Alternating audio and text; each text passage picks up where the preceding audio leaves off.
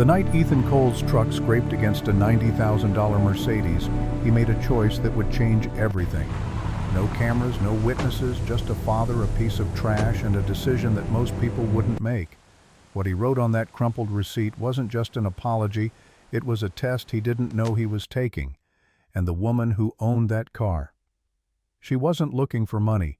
She was looking for something far more valuable, something she thought had gone extinct. This is the story of how one honest moment in the dark became a legacy that would echo for generations. The parking lot stretched out like an ocean of asphalt under the dying streetlights, empty except for the ghosts of the day's commerce.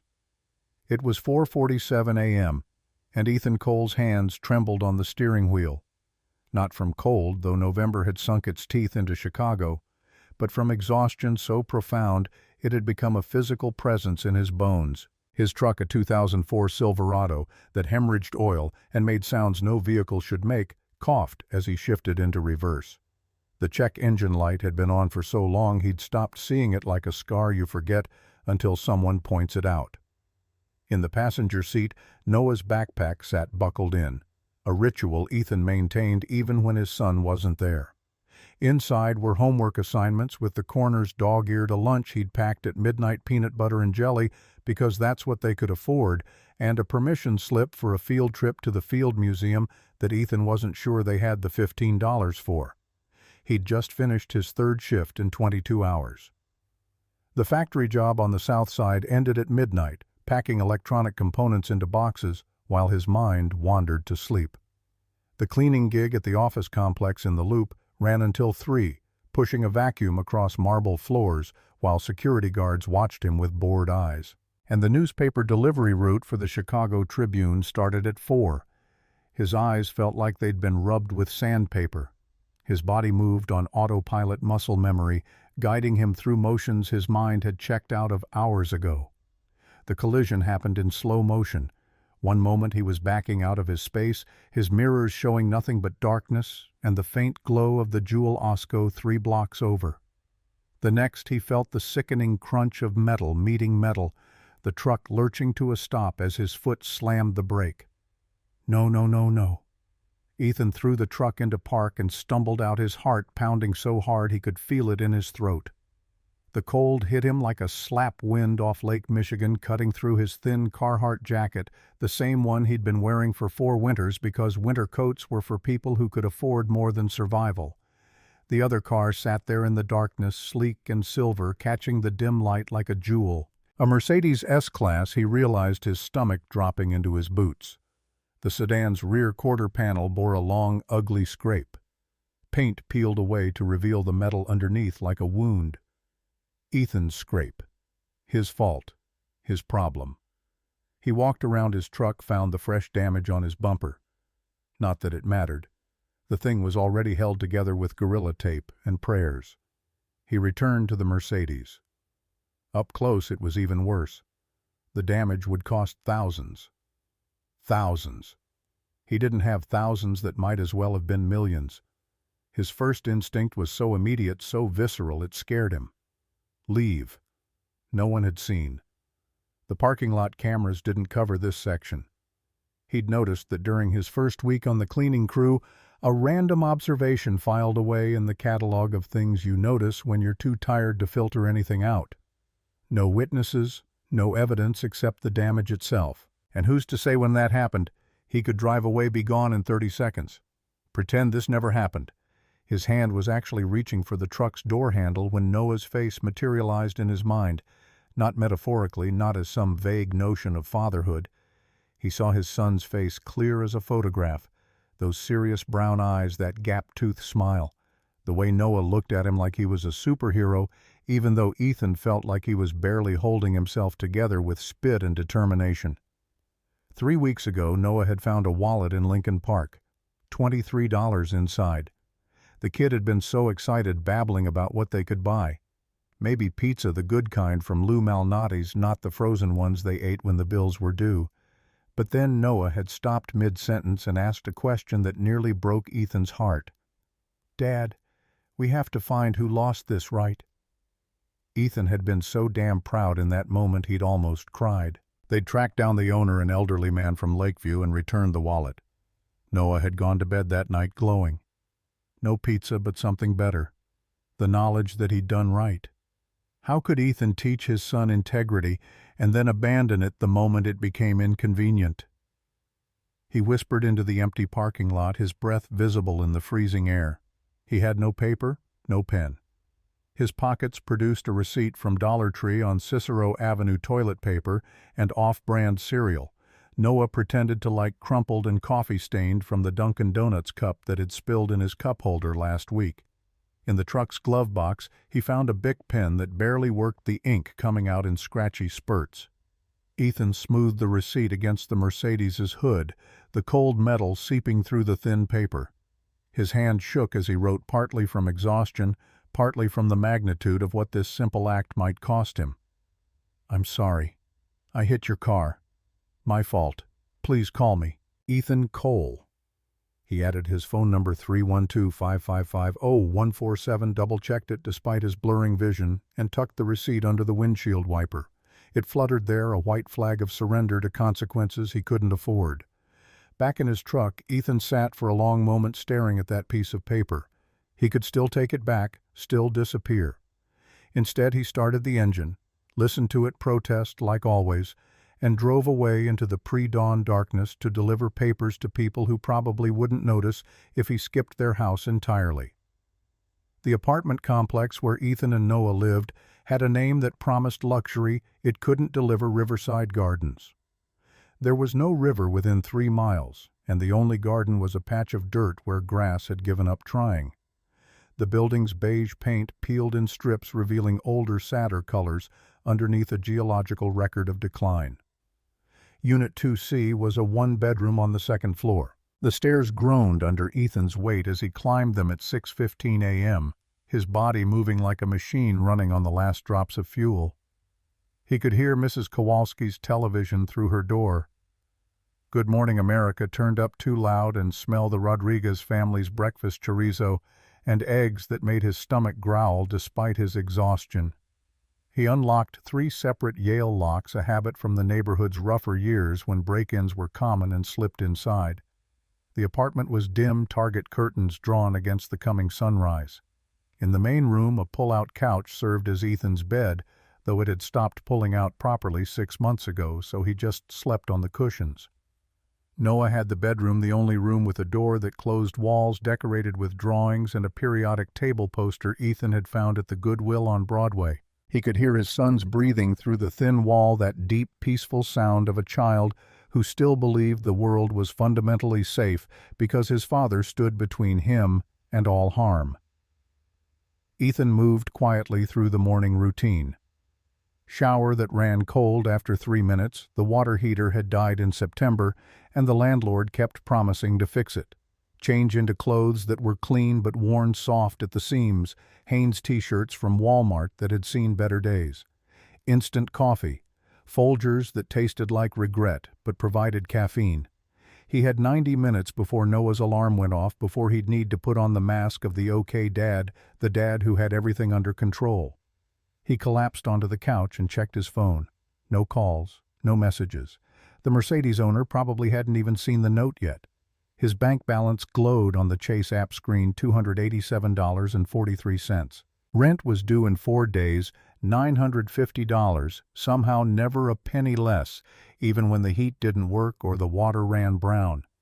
After that, negative $662.57 to cover food, gas, electricity, Noah's field trip, the Verizon phone bill, and every other expense that came with existing.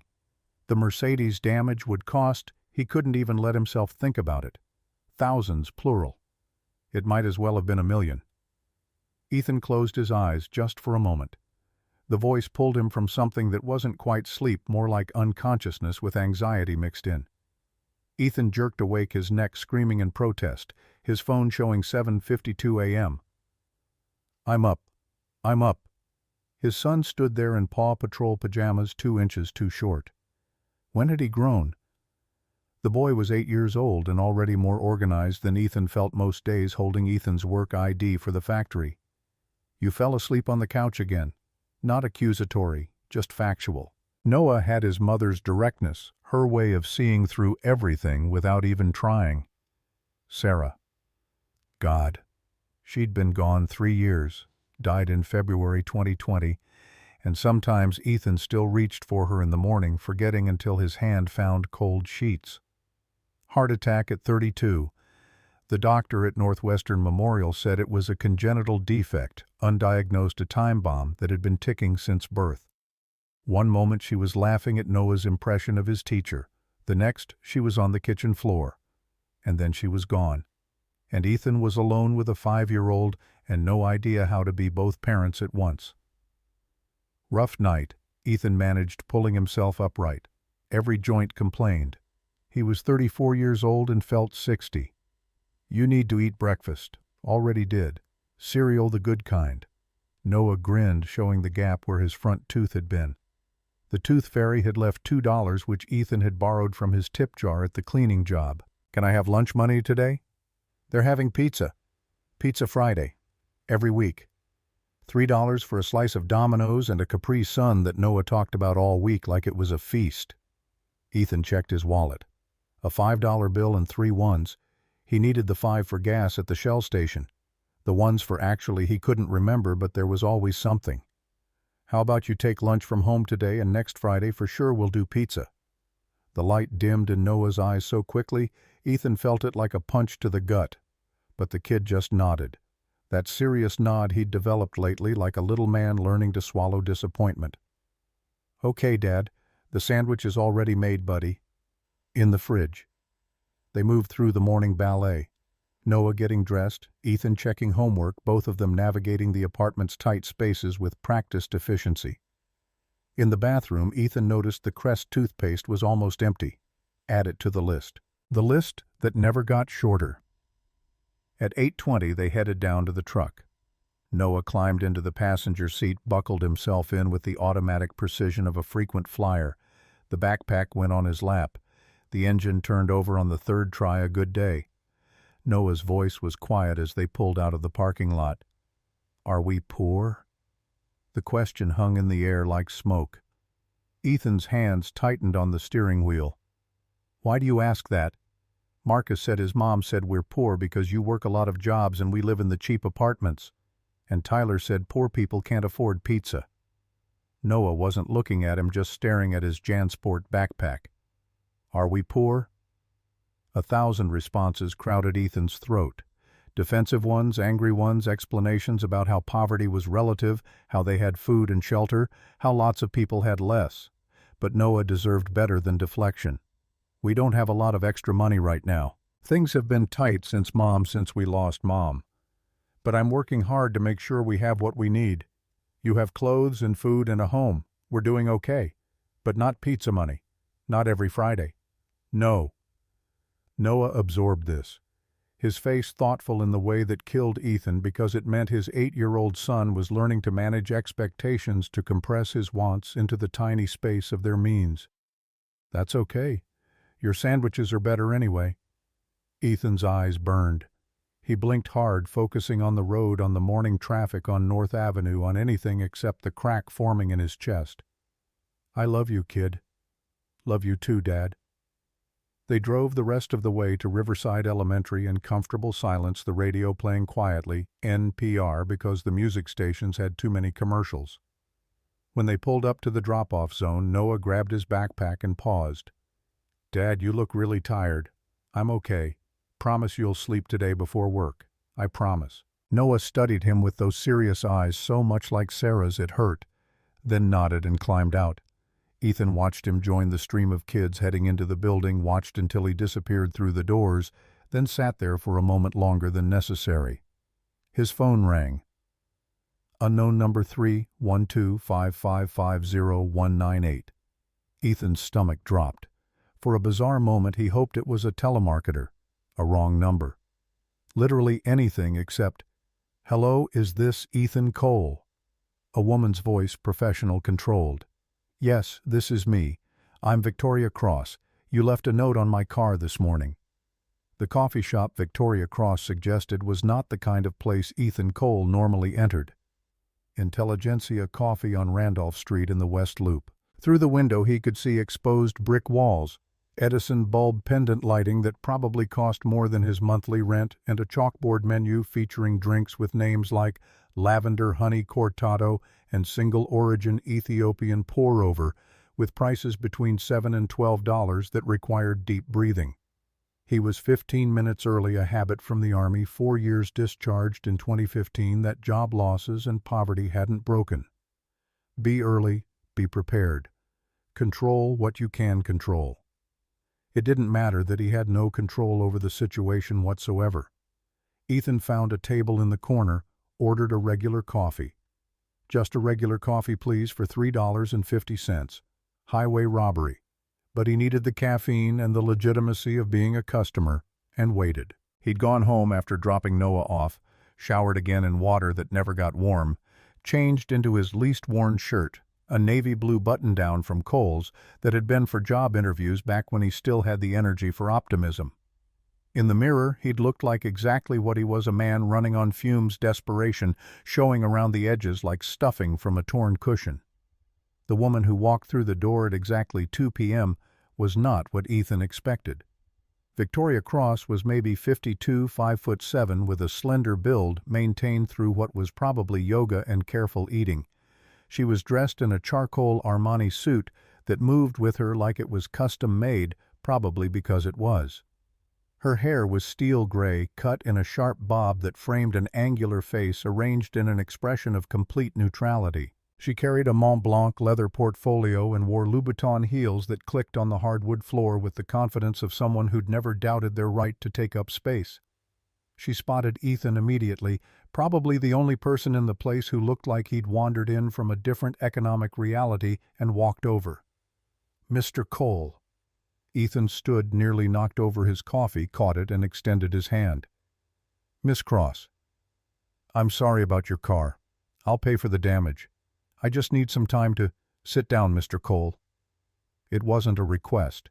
Ethan sat. Victoria settled across from him, set her portfolio on the table, and studied him with gray eyes that missed nothing. The silence stretched.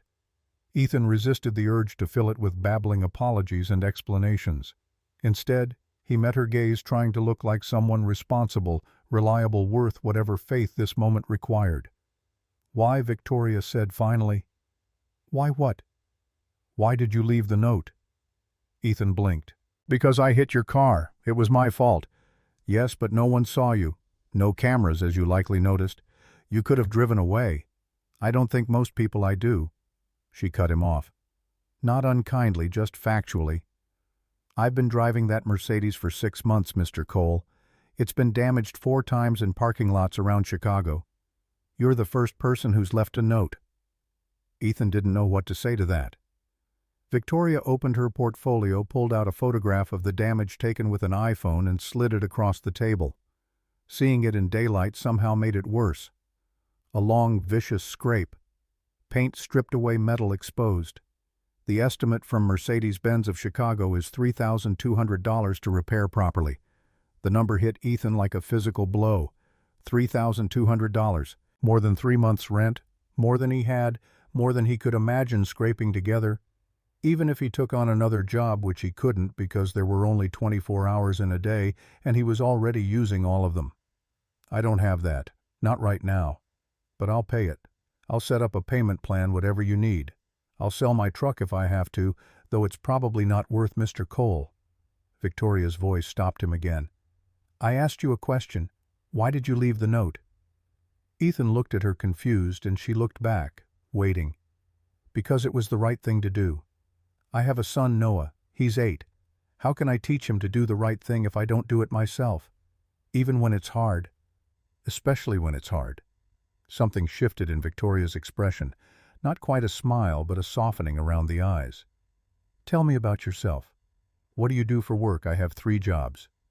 Well, 4, technically. Factory work on the south side, overnight packing electronic components. Cleaning office buildings in the Loop. Newspaper delivery for the Tribune. And I pick up landscaping gigs when I can, mowing lawns, raking leaves.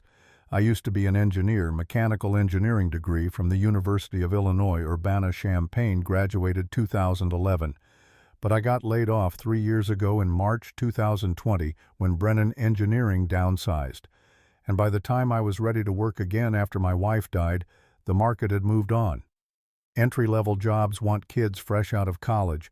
Experienced positions want recent experience I don't have.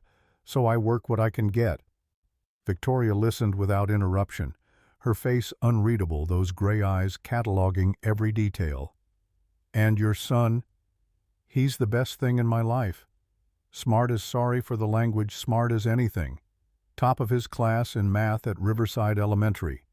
Loves science, especially astronomy. Draws these incredible pictures, has his mother's artistic talent.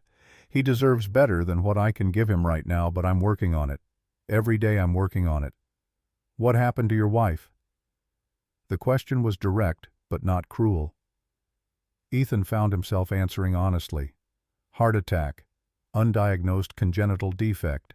Sarah was 32. One day she was here, next day she wasn't. And I was a single father with a kindergartner and no idea how to do any of it. The medical bills from Northwestern Memorial, the funeral, the childcare. While I tried to keep working, everything fell apart. Savings gone in 6 months. Lost the house in Arlington Heights a year later. Now we're in a one-bedroom apartment at Riverside Gardens, and I'm working myself to death trying to keep us above water, but the water keeps rising. He stopped, realizing he'd said too much. Victoria didn't need his life story.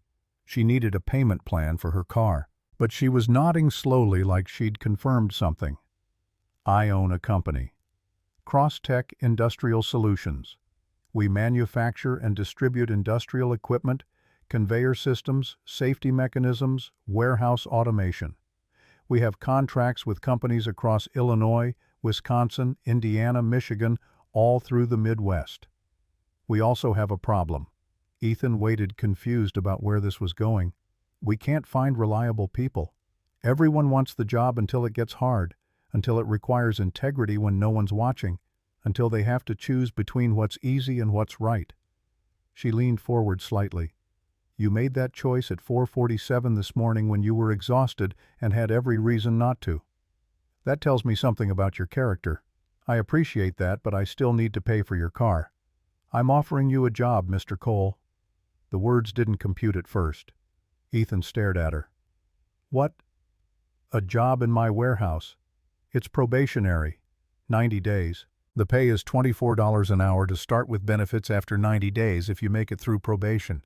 It's hard work, and I won't lie, you'll face skepticism. People will assume you're there because I'm doing you a favor. You'll have to prove yourself every single day. $24 an hour. Ethan's mind raced through the math. 40 hours a week.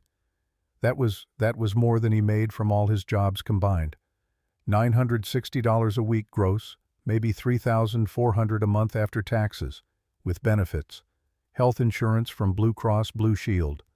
Dental. A 401k. I don't understand. You don't know me, you don't know if I can do the work. You have a mechanical engineering degree from U of I and you've been working multiple physical jobs for years. I know you can do the work. The question is whether you will, whether you have the integrity to maintain standards when it's inconvenient, whether you can be trusted. She paused. I think you can. I'm willing to bet on it. What about the car? Forget the car. Consider it the price of a very effective job interview. Ethan felt like he was in a dream, the kind where something impossibly good happens and you're waiting for the catch for the moment you wake up back in your real life. There has to be a catch. The catch is that I don't do charity, Mr. Cole. I'm not hiring you to save you. I'm hiring you because I think you'll be an asset. But if you're not, if you can't handle the work, if you can't maintain the standards I require, you'll be gone. Probation means exactly that. You're on trial. Don't waste my time or yours if you're not prepared to give me everything you have. I can give you everything I have. I've been giving everything I have just to survive. Give me a chance to build something to provide for my son, and I'll work harder than anyone you've ever hired. Victoria pulled a business card from her portfolio and slid it across the table. Crosstech Industrial Solutions. An address at 2847 West Fulton Street in the Industrial District near Pulaski Road. A phone number, 3125550200, and at the bottom, embossed in silver integrity, is doing the right thing when no one is watching. Monday morning, 7 a.m. The address is on the card. Bring your engineering degree from U of I, whatever certifications you have, and 2 references. Ethan took the card with shaking hands. Thank you. I don't know what to say. Thank you. Don't thank me yet. Prove me right. She stood, collected her portfolio, and looked down at him with something that might have been approval. Mr. Cole, I've been in business for 30 years. I've made a lot of money and worked with a lot of people across Chicago and the Midwest. But I've learned that real integrity, the kind that holds up when it costs you something, is rarer than talent, rarer than intelligence, rarer than anything else. If you have that, we can build on it. If you don't, we'll both know soon enough. She extended her hand. Ethan stood and shook it, her grip firm and brief. Monday. Don't be late. I won't. And then she was gone, heels clicking out of the coffee shop and into a waiting Lincoln town car, where a driver opened the door, leaving Ethan standing there with a business card in his hand and a feeling he hadn't experienced in 3 years. Hope. Noah was at the after-school program when Ethan picked him up that afternoon, a service subsidized by the district for families who qualified, a polite way of saying families who couldn't afford actual child care. Ethan was early for once because he'd canceled his afternoon cleaning shift. They could afford it now. Maybe. If this was real. Dad Noah spotted him and ran over, backpack bouncing. You're early. Did you sleep? I did. And I have news. They walked to the truck together, Noah chattering about his day.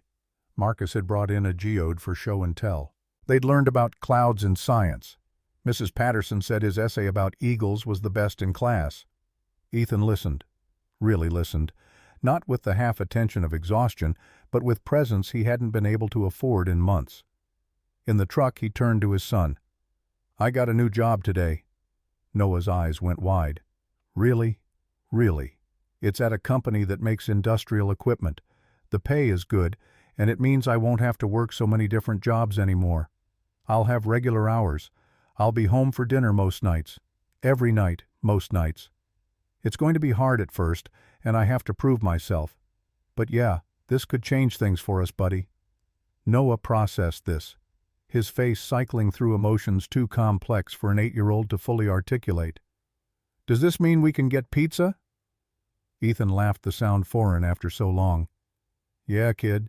This means we can get pizza. How about we celebrate tonight? Real pizza, not frozen. Real pizza. The good kind. The good kind. Noah whooped. Actually whooped. A sound of pure joy that Ethan felt in his bones.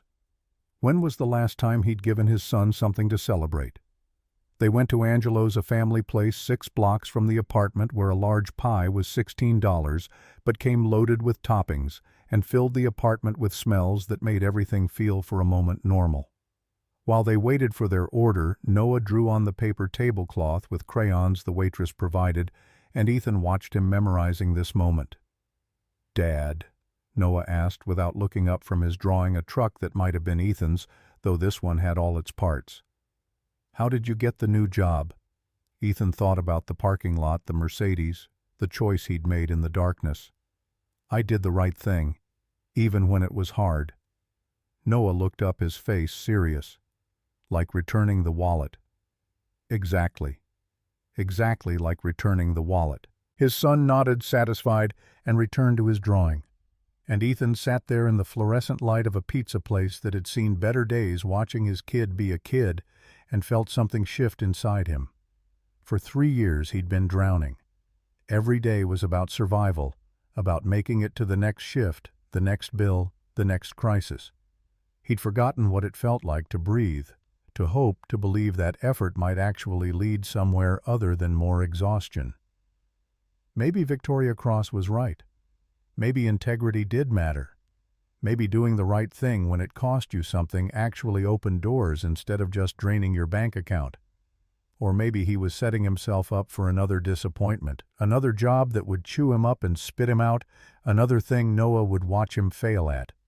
Dad. Noah's voice pulled him back. You okay? Ethan realized his eyes were wet. He wiped them quickly, smiled. "Yeah, buddy. I'm good. Really good." The pizza arrived and they ate until they were full. And then Ethan did something he never did. He ordered dessert. Chocolate cake, 1 slice, 2 forks. That night, after Noah was asleep, Ethan sat on his broken couch and looked at Victoria Cross's business card. He turned it over in his hands, studied every word, every detail. Integrity is doing the right thing when no one is watching. In the parking lot, he'd been alone, exhausted, afraid. He could have walked away. God knows he'd wanted to. But Noah's face had stopped him. The memory of his son's pride when they'd returned that wallet. The knowledge that what he did mattered not because anyone would know, but because he would know. Because Noah would grow up to be the kind of man his father was, for better or worse. So he'd left the note, written his number on trash, chosen consequences over escape. And somehow, impossibly, it had led here. Ethan didn't believe in fairy tales. Life had beaten that out of him. But maybe he could believe in this, that sometimes when you do the hard right thing instead of the easy wrong thing, the universe notices. That sometimes someone is watching even when you think they're not. That sometimes integrity isn't its own reward. Sometimes it opens doors you didn't even know existed.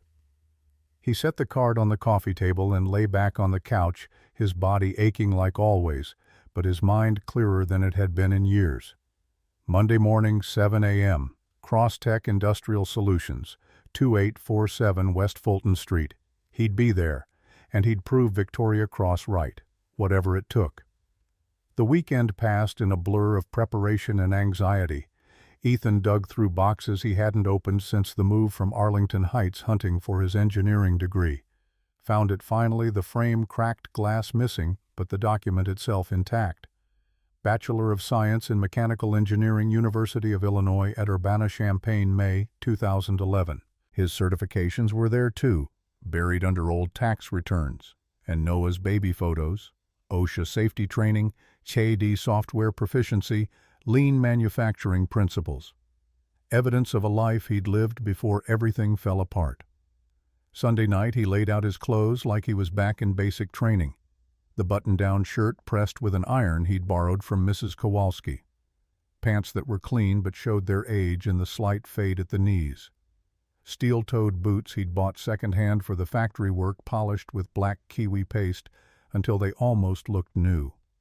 He set 3 alarms on his phone, not trusting his body's internal clock after years of chaotic schedules.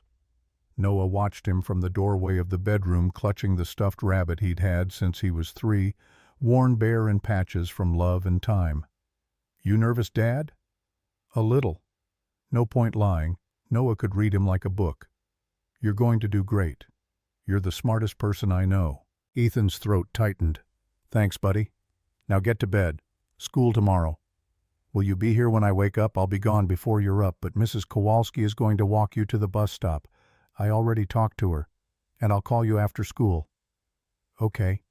Noah nodded, then ran over and hugged him, arms tight around Ethan's waist. "Good luck, Dad. Love you, kid. Love you more." Sleep didn't come easy. Ethan lay on the couch, staring at the ceiling, running through scenarios. What if he couldn't handle the work? What if Victoria Cross realized she'd made a mistake? What if this was just some elaborate setup, a rich person's whim that would evaporate the moment it became inconvenient? But underneath the anxiety was something else. Something he almost didn't recognize. Anticipation. The possibility that tomorrow might be different, better, a step forward, instead of another scramble to hold ground. At 4:30 a.m., he gave up on sleep and got up. Crosstech Industrial Solutions occupied a sprawling complex in the industrial district off Pulaski Road, a part of Chicago. Ethan knew only from driving through on his way to other jobs. The main building was red brick, 3 stories, with the company logo, a stylized gear, meshing with the letters CT mounted above glass doors that reflected the rising sun. Behind it stretched warehouses, loading docks, trucks with the same logo on their sides. Ethan pulled into the visitor parking lot at 6:40, 20 minutes early. His Silverado looked pathetic next to the newer vehicles, Hondas, Toyotas, a few Fords that didn't sound like they were dying. He sat there for 5 minutes breathing, then grabbed his folder of documents and walked toward the entrance. The lobby was all polished concrete and steel industrial chic that somehow managed to feel both cold and impressive. A reception desk sat in the center, staffed by a young woman with bright red hair and a name tag that read Jessica. "Hi, I'm Ethan Cole. I have a 7 o'clock appointment with Ms. Cross." Jessica's fingers flew across her keyboard. "Oh yes, Mr. Cole. Ms. Cross mentioned you'd be coming in. She's asked that you meet with Derek Chen first. He's our operations manager. I'll let him know you're here." She picked up a phone, spoke quietly, then smiled at Ethan. "He'll be right down. You can have a seat." The waiting area had chairs that probably cost more than Ethan's rent arranged around a coffee table with trade magazines fanned across it. He didn't sit, couldn't. Energy thrummed through him, nervous and electric. 5 minutes later, an elevator opened and a man emerged. Derek Chen was maybe 42, compact and efficient-looking Asian American dressed in khakis and a polo with the Crosstech logo. He had the bearing of someone who'd worked his way up, not born into position but earned it. "Ethan Cole." "Yes, sir." Ethan extended his hand. Derek's handshake was firm, assessing. "Derek Chen, operations manager. Come on, we'll start with the tour, then get you processed through HR." They took the elevator down to the ground floor, then exited into a hallway that opened onto the warehouse floor. The space was massive, easily the size of 3 football fields, filled with equipment conveyor systems in various stages of assembly, forklifts moving between stations. The sound was overwhelming, metal-on-metal power tools, voices calling out measurements and instructions. "We manufacture and distribute industrial safety and efficiency equipment," Derek explained as they walked along the perimeter, staying clear of the work zones. "Conveyor systems, automated sorting mechanisms, safety barriers, fall protection gear. We've got contracts with warehouses, factories, distribution centers across the Midwest. The work is steady, the standards are high." Ethan nodded, taking it all in. The organization of it, the precision. This wasn't a fly-by-night operation. This was serious business, serious money. "Ms. Cross said you have an engineering background." Derek's tone was neutral, but Ethan caught the skepticism underneath. "Mechanical engineering degree from U of I. Worked for Brennan Engineering for 6 years before they downsized. I've been doing factory work, cleaning whatever I could find since then. And Ms. Cross is hiring you because—" But there it was, the question Ethan had been expecting. "You'd have to ask her. I hit her car, left a note. She offered me a job. I'm as surprised as you are." Derek stopped, turned to face him fully. "Look, I'm going to be straight with you. I don't know what story you sold her, but this isn't a charity operation. Everyone here works their ass off. We have standards, protocols, safety regulations that are non-negotiable. You get special treatment, you skip steps, you think the rules don't apply to you because you've got Ms. Cross's favor, and you and I are going to have problems. Clear? Crystal. Clear. I'm not looking for special treatment. I'm looking for a chance to work. Point me at what needs doing, tell me the standards, I'll meet them." Derek studied him, then nodded slightly. "We'll see. Come on." The tour continued. Derek showed him the main assembly floor, the quality control stations, the shipping and receiving area. He explained the workflow, the safety protocols, the hierarchy. Ethan absorbed every detail, asked questions when things weren't clear, kept his mouth shut otherwise. By the time they finished, 2 hours had passed. Derek led him back inside to HR, where a tired-looking woman named Patricia processed his paperwork with the enthusiasm of someone who'd done this 1,000 times. Tax forms, direct deposit information, emergency contacts, benefit elections that wouldn't kick in for 90 days if he made it that long. "You'll start on the assembly floor." Derek's voice cut through the administrative tedium. "First week is training, safety protocols, equipment operation, quality standards. You'll shadow Ray Williams, one of our senior technicians. Pay is $24 an hour, paid weekly. Shifts are 7 to 3:30 Monday through Friday with mandatory overtime when we're behind on orders. $24 an hour. Even after it was confirmed in official paperwork, it still felt unreal. Your probation period is 90 days. During that time, we're evaluating everything: attendance, quality of work, attitude, ability to follow instructions. You'll have reviews at 30 and 60 days. If you make it to 90, we reassess and decide if you're staying. Questions. Just one. When do I start today? Now. Ray's expecting you. Derek led him back to the warehouse floor, winding through the organized chaos to a workstation where a man was examining a partially assembled conveyor system. Ray Williams was built like someone who'd spent his life doing physical labor. Broad shoulders, arms thick with muscle, maybe 51, with gray threading through his close-cropped hair. He was white, looked like he might have done time in the Navy, based on the anchor tattoo visible on his forearm. Ray, this is Ethan Cole, new hire probationary. He's yours for the week. Ray looked up, his gaze sharp and assessing. He took in Ethan with a single sweep, the cheap clothes, the worn boots, the folder of certifications clutched a little too tight. Another one of Miss Cross's projects. His voice was gravelly skeptical. Just another worker, here to learn and do the job right. We'll see. He got safety gear, HR is sending it down. Then I'll get him started once he's equipped. Go on, Derek. I got this. Derek left without ceremony, and Ethan was alone with Ray, who returned his attention to the conveyor system like Ethan wasn't worth further investigation. You know anything about industrial equipment? Ray asked without looking up. I have mechanical engineering training, worked in design and manufacturing before. It's been a few years, but the principles don't change. Principles and practice are different things. You ever assemble a GX4000 sorting mechanism number? You ever calibrate a variable speed drive system? Not that specific model, but I understand the mechanics. Understanding and doing are different. You understand quantum physics too? Ethan bit back a defensive response. No, sir. Then let's start with what you can do. Can you follow instructions? Yes. Can you show up on time? Yes.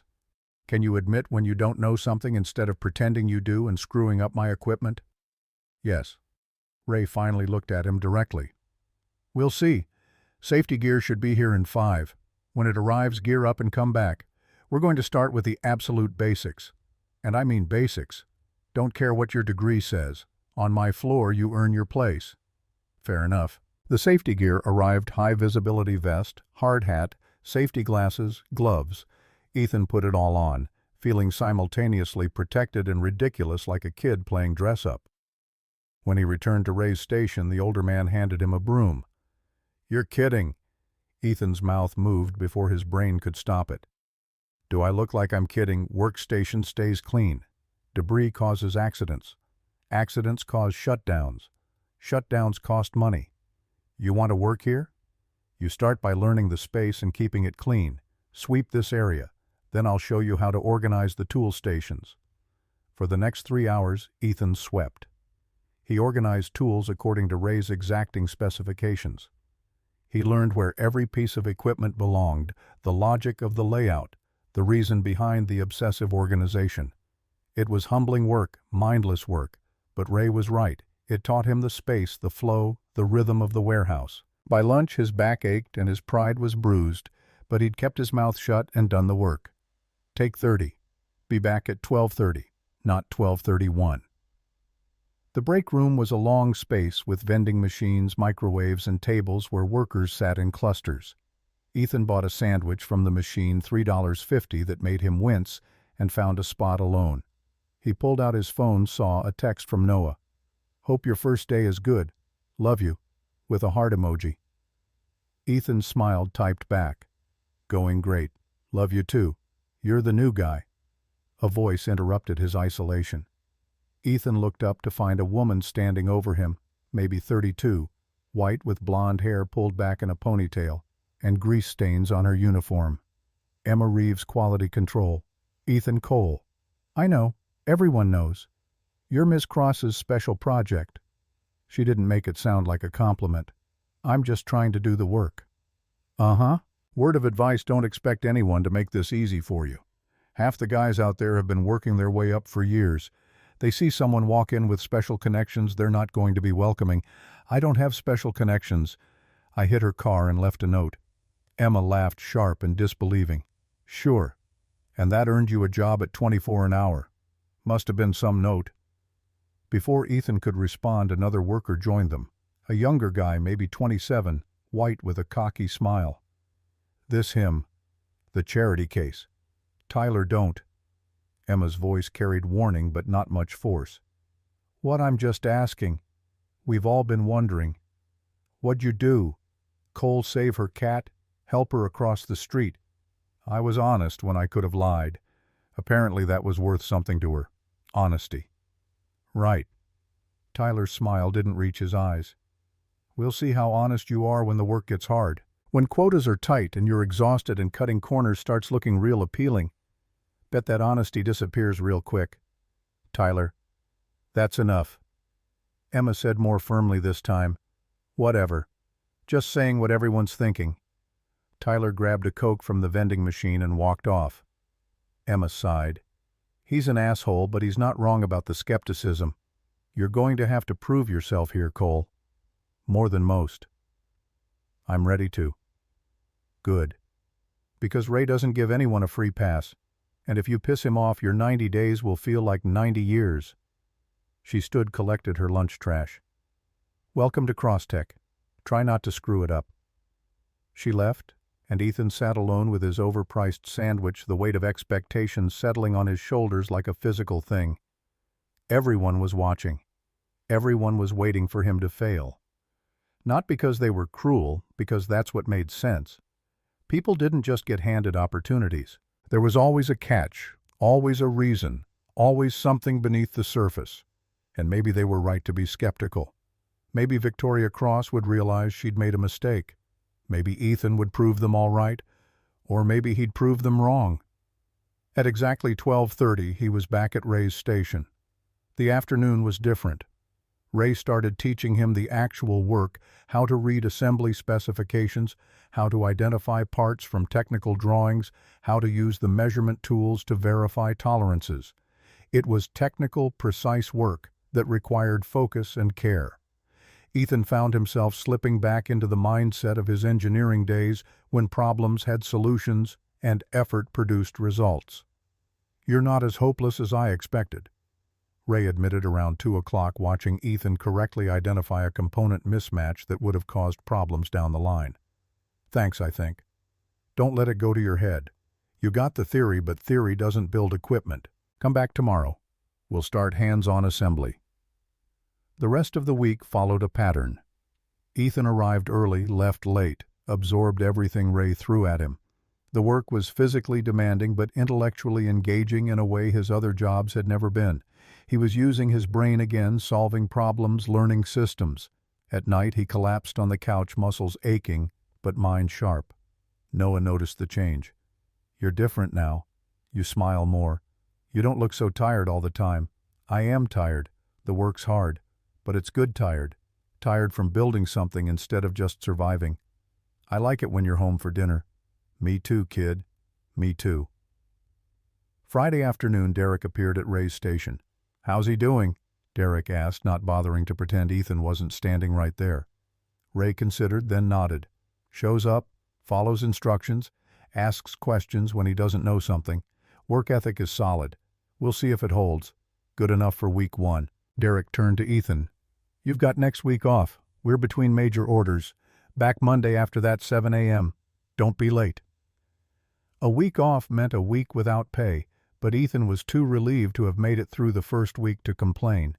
He'd proven he could do the work. That was something. That evening he picked Noah up from school and they went to the grocery store, a real one, Jewel Osco, not the dollar store, and bought ingredients for actual meals. Chicken breasts, fresh vegetables, rice. Noah pushed the cart, eyes wide at the abundance. "Can we get ice cream?" he asked hesitantly. "Yeah, buddy. We can get ice cream." In the checkout line, Ethan watched the total climb $73 and didn't panic. His first paycheck would hit Wednesday. 5 days at $24 an hour, minus taxes around $550. Not enough to fix everything, but enough to breathe. Enough to start digging out instead of digging deeper. Monday morning came too fast. Ethan was drinking coffee on the couch, scrolling through his phone when it rang. Unknown number. "Hello, Mr. Cole, this is Patricia from HR. I need you to come in this morning. 9 o'clock. His stomach dropped. "Is there a problem?" Just need to go over some paperwork. 9 o'clock. She hung up before he could ask more questions. Ethan spent the next 2 hours spiraling. They were firing him. They'd found a reason, some technicality, some excuse.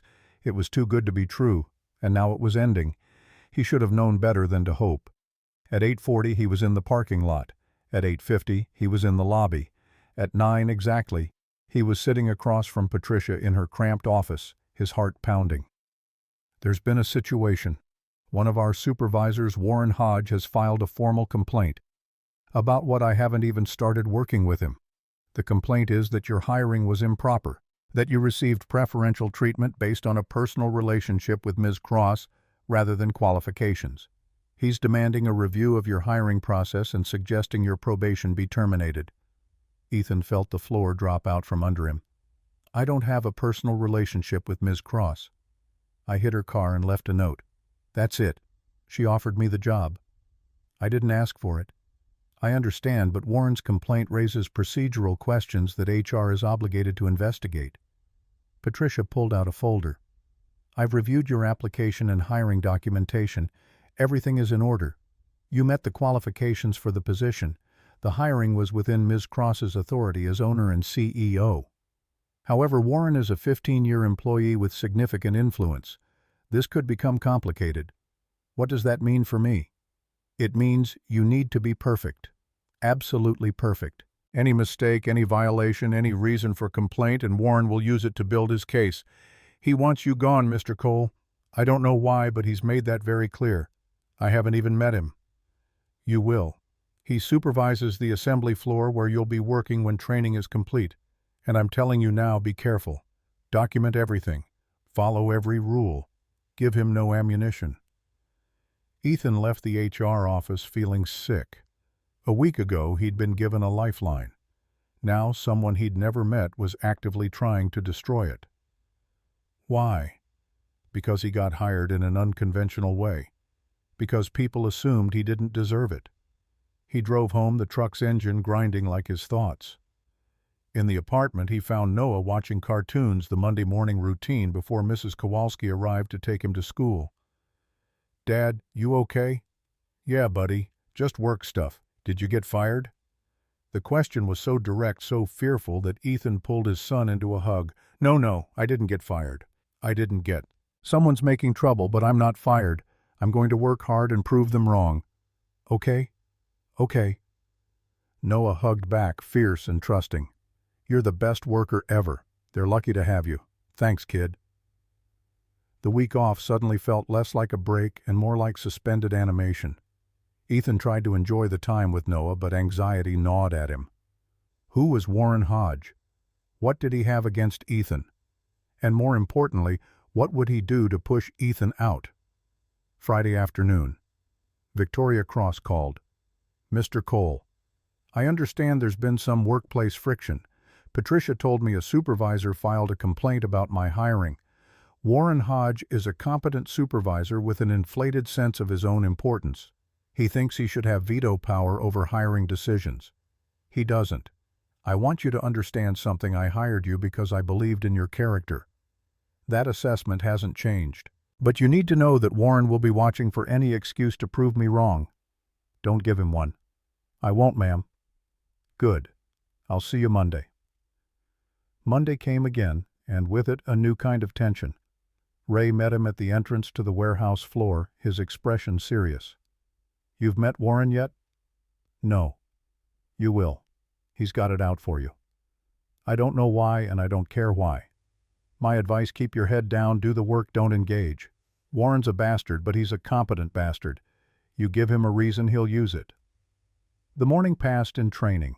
Ray showed him how to properly assemble a safety barrier system, explaining the tolerance requirements, the testing protocols, the quality checkpoints. The work was meticulous, demanding absolute precision. Ethan focused, completely grateful for the distraction. At lunch, Warren Hodge finally made his appearance.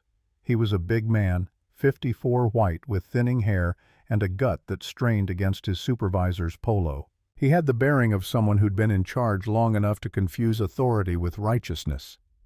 When he walked onto the floor, conversations quieted. That's him, the golden boy. Warren's voice carried across the warehouse as he pointed at Ethan. "Warren, he's training. Leave him alone." Ray's voice was tight. "I just want to meet the man who's so special he gets hired without going through proper channels." Warren approached his smile cold. Ethan extended his hand. "Nice to meet you, sir." Warren ignored it. "You know what I think? I think you're a con artist who sold Ms. Cross some sob story. I think you have no business being here, and I think by the end of your probation everyone will see I'm right. I'm just here to work, Mr. Hodge. We'll see. I'll be watching everything you do, every assembly, every measurement, every decision. One mistake, Cole. That's all I need." He walked away, leaving Ethan standing there with Ray. "Don't let him get to you. He's all bark." But Ethan could see in Ray's eyes that wasn't entirely true. Warren Hodge had bite, and he was aiming it directly at Ethan. The next weeks became a gauntlet. Warren found reasons to hover whenever Ethan was working, pointing out minor imperfections, demanding he redo work that met specifications, but didn't meet Warren's arbitrary standards. He scheduled Ethan for the worst shifts, the most physically demanding tasks, the projects with the tightest deadlines. Ethan endured it. He came in early, stayed late, triple-checked every measurement, documented everything.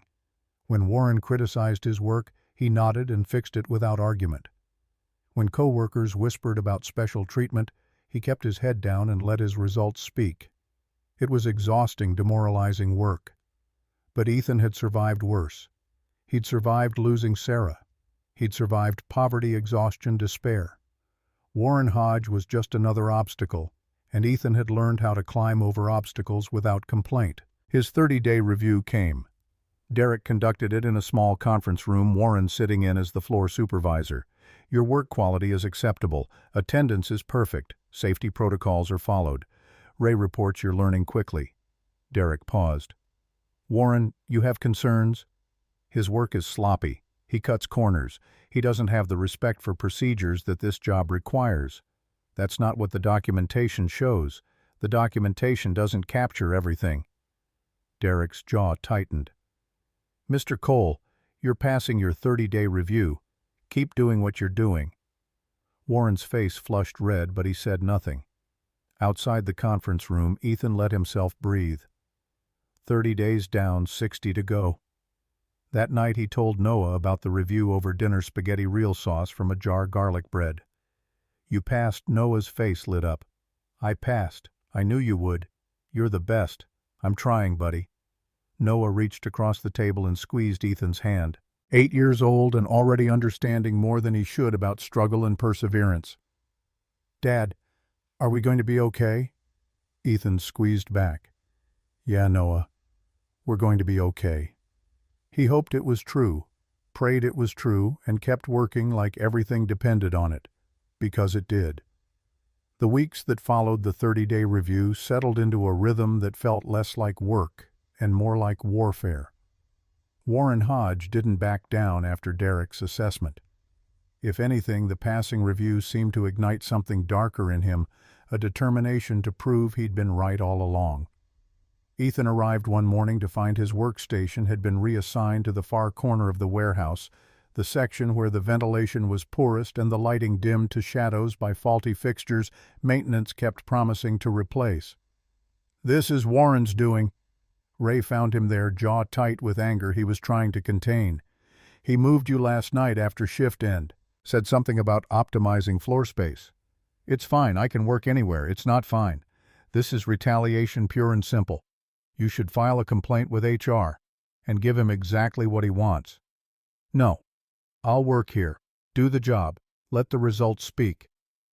Ray studied him with something that might have been respect. "You're tougher than you look, Cole. I've had practice." The new station came with new challenges. The poor lighting made precision work harder, required Ethan to bring in his own task lamp, bought with money he'd been saving for Noah's field trip to the Field Museum. The ventilation issue meant breathing in more dust and metal particles, leaving him coughing by the end of each shift. But he adapted, adjusted, kept his metrics high despite the obstacles. Warren watched from across the floor, arms crossed, waiting for failure that didn't come. By the 6th week, Ethan had earned grudging acceptance from most of the floor workers. They saw him arrive before anyone else saw him stay late checking his own work, saw him take Warren's abuse without complaint or excuse. Emma from Quality Control started eating lunch at his table, and gradually others joined. Tyler, the cocky kid who'd mocked him that first day, even offered a nod of acknowledgement when Ethan correctly identified a specification error that would have caused a whole batch of safety barriers to fail inspection. Maybe you're not completely useless. Tyler's version of high praise. The transformation wasn't universal. A core group remained loyal to Warren, convinced that Ethan's hiring was proof of corruption at the top, that merit didn't matter when you had connections. They whispered when he passed, made mistakes in the parts they supplied him that forced backtracking and reordering, spread rumors that grew more elaborate with each telling. Ethan ignored it all. He'd learned something in the Army that poverty hadn't erased. You couldn't control what people said about you, only what you did. So he did the work, kept his head down, and trusted that truth would eventually matter more than gossip. His 60-day review approached like a storm on the horizon. Everyone knew it would be the real test. 30 days could be luck or honeymoon period. 60 days showed whether someone had staying power. The night before the review, Ethan couldn't sleep. He lay on the couch, staring at the ceiling, running through every possible question Derek might ask, every metric Warren might challenge. His work was solid, he knew that objectively. His error rate was among the lowest on the floor. His productivity exceeded the standard. His safety record was perfect. But objective metrics didn't matter if Warren convinced Derek that Ethan was somehow faking it, gaming the system, hiding incompetence behind carefully managed appearances. At 2 a.m. his phone buzzed, a text from a number he didn't recognize. "Watch your back tomorrow. Warren's got something planned." Ethan stared at the message, his heart rate spiking. He typed back, "Who is this?" No response came. He didn't sleep after that. Just lay there in the darkness, imagining scenarios, building defenses in his mind against accusations he couldn't predict. When his alarm finally went off at 5, he felt like he'd been awake for days. Noah found him in the kitchen making breakfast with hands that shook slightly from exhaustion and anxiety. "Big day performance review. Decides if I keep the job." "You'll pass. You always work the hardest. Working hard doesn't always mean winning, buddy." "Yeah, but it should. And you taught me that doing right things matters even when it's hard. So you'll pass because you did everything right." Ethan wanted to believe in that simple equation. Wanted to believe his son's faith was justified. Instead, he just ruffled Noah's hair and tried to smile like he wasn't terrified. The review was scheduled for 10 a.m. Ethan worked the morning shift with focus that bordered on obsession. Triple-checking measurements, documenting every step, making sure there was no possible criticism. Warren could level that wouldn't be contradicted by objective evidence.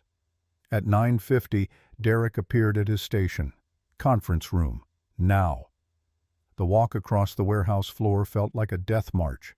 Workers watched without pretense, everyone knowing what was happening, everyone waiting to see if the new guy would survive or become another cautionary tale about getting above your station. The conference room was the same one as before.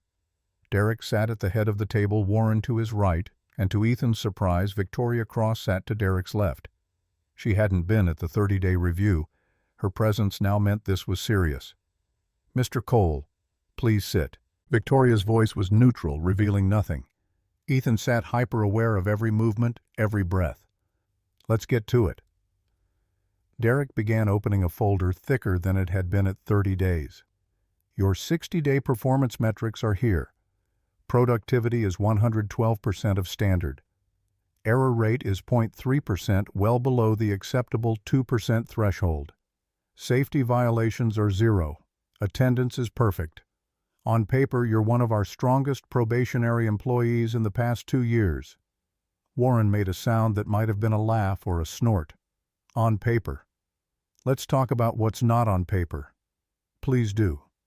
Victoria's gaze shifted to Warren with an intensity that would have made Ethan nervous if he'd been on the receiving end. Warren pulled out his own folder, this one bulging with papers.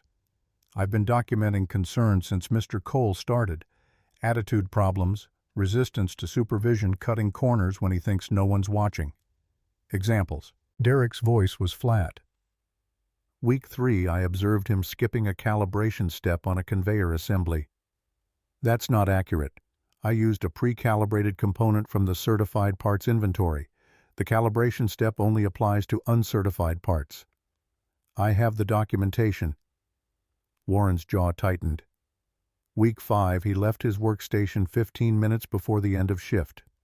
I was called to the supply room by Emma Reeves to verify a parts specification question. She can confirm the time and purpose. I returned and worked an extra 20 minutes to make up the time. Week 7, I found him in an unauthorized area of the warehouse, the maintenance closet, looking for replacement bulbs for my workstation since the overhead lighting in my area hasn't been fixed despite 3 maintenance requests. I logged the bulb checkout with facilities. For every accusation Warren raised, Ethan had documentation witnesses or objective contradictions. He'd spent 2 months building armor of evidence precisely for this moment, and watching Warren's frustration grow as each attack bounced off was almost satisfying enough to offset the exhaustion. This is ridiculous. Warren finally exploded. He's got an answer for everything because he's been gaming the system from day one. He knows he's being watched, so he's on his best behavior. But the second his probation ends, the second you're not looking, he'll show his true colors. "And what colors are those?" Victoria asked, her voice dangerously quiet. "He's a con artist, a parasite who talked his way into a job he doesn't deserve. And now he's playing the victim while undermining the standards the rest of us have maintained for years." The silence that followed was absolute. Ethan could hear his own heartbeat, could feel the weight of Victoria's gaze shifting from Warren to him. "Mr. Hodge, in 30 years of running this company, I've learned to distinguish between performance issues and personal vendettas. Mr. Cole's metrics speak for themselves. Your documentation shows a pattern of scrutiny that borders on harassment. Unless you have concrete evidence of policy violations or safety issues, this review is over." Warren's face went purple. "You're making a mistake. He's dismissed Mr. Hodge." It wasn't a suggestion. Warren stood so abruptly his chair scraped against the floor, grabbed his folder and stormed out, slamming the door hard enough to rattle the frame. Derek exhaled slowly. That could have gone better. "Mr. Cole," Victoria said, ignoring Derek's comment, "you've passed your 60-day review. Your probation continues for the final 30 days. However, I want you to understand something. Warren's hostility isn't going away. If anything, this will make it worse. You need to be prepared for escalation." "I understand. But do you?" "Because in my experience, men like Warren don't take humiliation well. He's going to look for any opportunity to prove me wrong. Don't give him one." "I won't." She studied him for a long moment. "Why are you still here, Mr. Cole? You're clearly intelligent, educated, capable. You could walk away from this hostility, find work somewhere else. Why stay?" The question caught Ethan off guard. He thought about Noah, about the apartment with its 3 locks and broken couch, about the years of scrambling and surviving and never quite making it far enough ahead to breathe. "Because this job is the first real chance I've had in 3 years. It's not just about the money, though, that matters. It's about doing work that means something, using my brain again, building something. And it's about showing my son that you don't run when things get hard. You stand your ground, you do the right thing, and you trust that eventually that matters." Victoria's expression softened almost imperceptibly. "Idealistic. I hope you're right. So do I. All right, Cole, get back to work. And for what it's worth, your numbers are solid. Keep it up." Ethan stood, shook their hands, and walked out into the warehouse where dozens of eyes tracked his movement. He didn't know if the review results were public yet, but the fact that he was walking back to his station instead of the parking lot probably told everyone what they needed to know. Ray met him at his workstation, arms crossed, expression carefully neutral.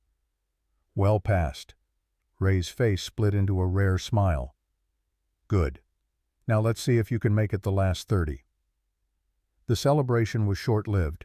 That afternoon, the warehouse received news that sent ripples through every department.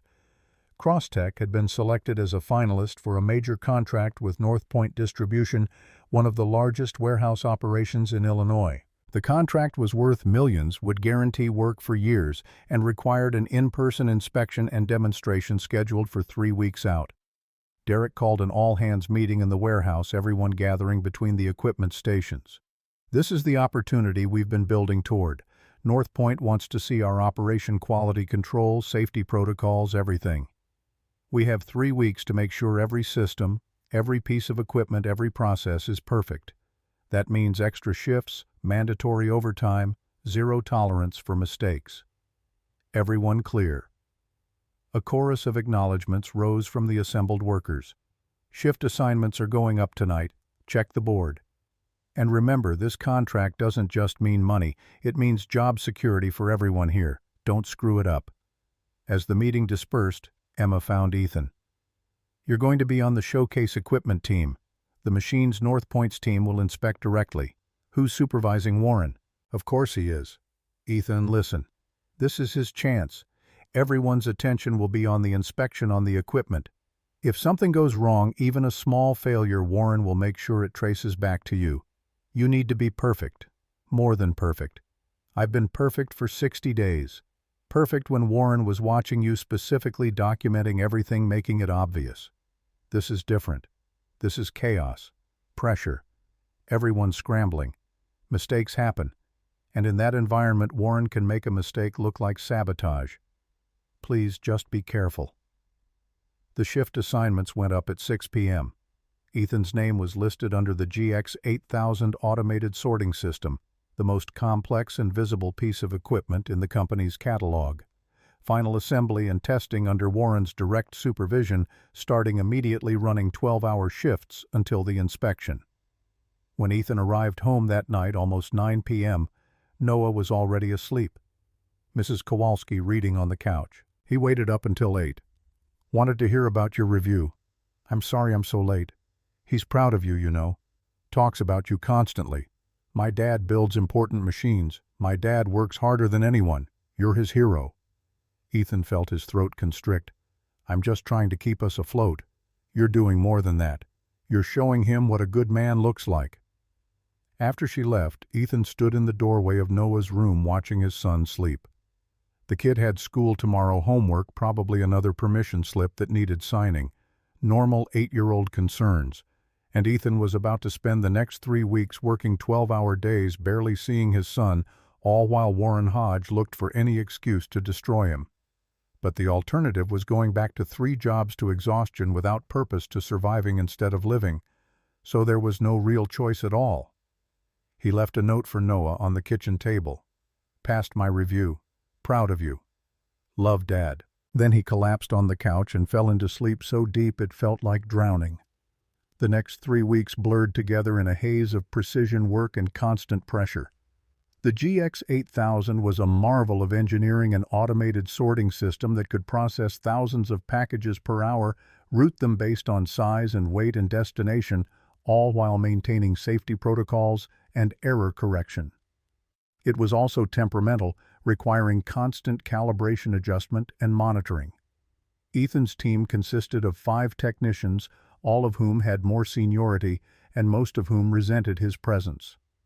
Warren made sure Ethan got the most difficult tasks, the components that required the finest tolerances, the subsystems that failed most frequently during testing.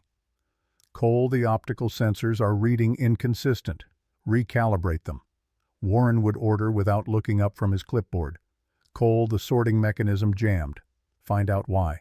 Cole, run a full diagnostic on the safety shutoffs. I want a written report by end of shift. Every task was documented, every result, scrutinized, every minor deviation treated like a catastrophic failure. Ethan worked through lunch, stayed late, checking and rechecking his work, arrived early to review the previous shift's notes. His hands developed new calluses, his eyes burned from staring at diagnostic screens, his back screamed from hours bent over machinery. But the system came together. Slowly, painfully, it came together.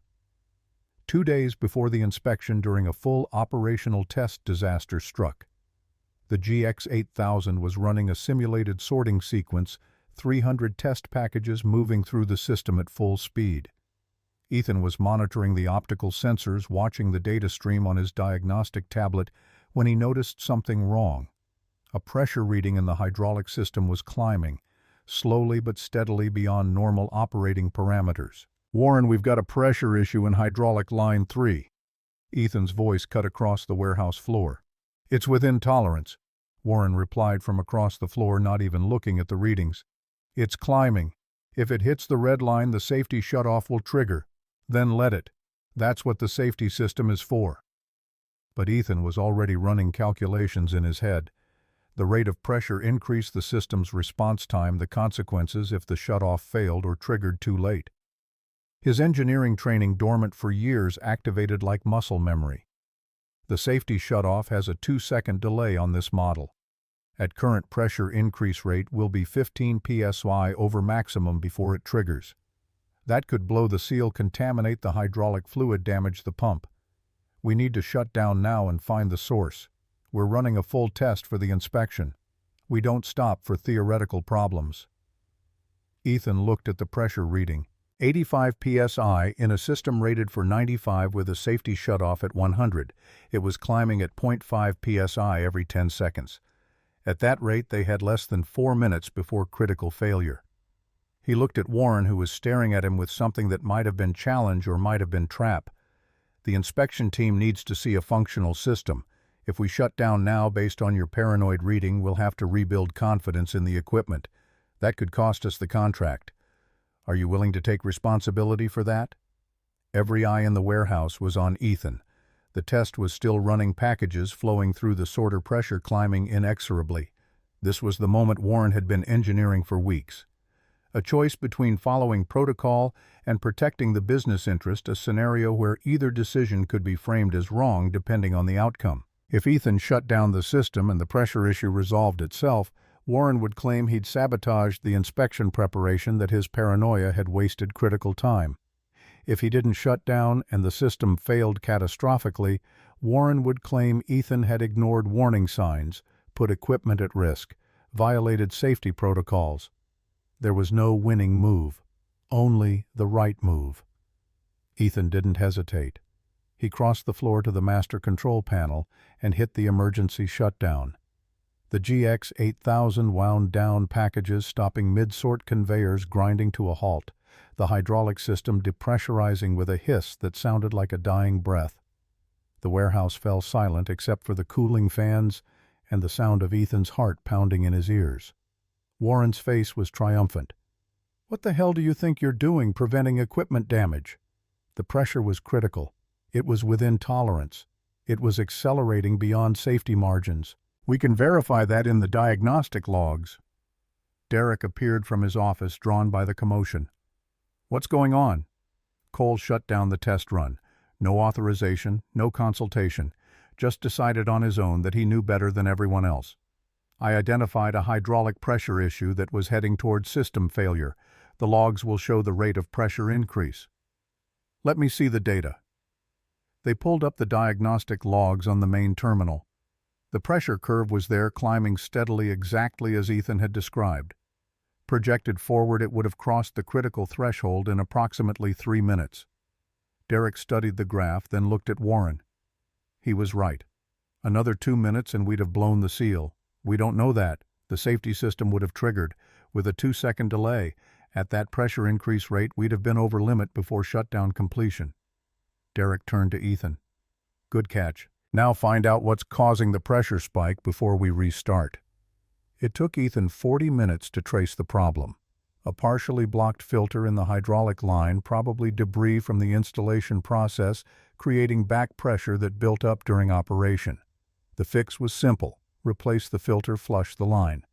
The consequences of not catching it would have been catastrophic. Warren said nothing as Ethan made the repair. Just watched, arms crossed, face unreadable. By midnight, the system was back online. They ran the test again, this time with perfect readings. The GX8000 performed flawlessly. 200 successful sorts, 0 errors, all safety systems green. Ethan drove home at 1 a.m. so exhausted he barely remembered the route. In the apartment, Noah was long asleep and Ethan collapsed onto the couch without even taking off his boots. His phone buzzed. A text from Emma. Heard what happened. Half the floor thinks you're a hero. The other half thinks you're a show-off. Warren thinks you made him look bad. Watch yourself tomorrow. Ethan didn't reply. Just closed his eyes and let unconsciousness take him. The day of the inspection dawned gray and cold. Ethan arrived at 6 a.m. to find the warehouse transformed floors, polished equipment gleaming, everyone in crisp uniforms that had been distributed the day before. The North Point team was due at 9. Derek gathered the showcase equipment team for a final briefing. The inspection will last approximately 4 hours. They'll want to see operation, ask questions, test safety protocols. Be professional, be honest, and for the love of everything, don't volunteer information they don't ask for. Mr. Cole. Since you're most familiar with the GX8000's recent maintenance, you'll be answering technical questions about that system. Warren's face darkened. I'm the supervisor. I should handle technical questions.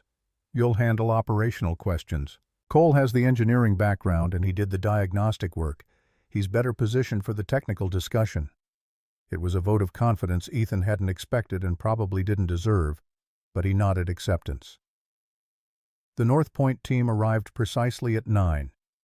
4 people in business attire led by a woman named Jennifer Hayes, maybe 48 white, who had the bearing of someone who'd spent decades evaluating operations and could spot problems from across a warehouse. They moved through the facility with methodical precision, examining equipment, reviewing documentation, asking pointed questions that revealed deep technical knowledge.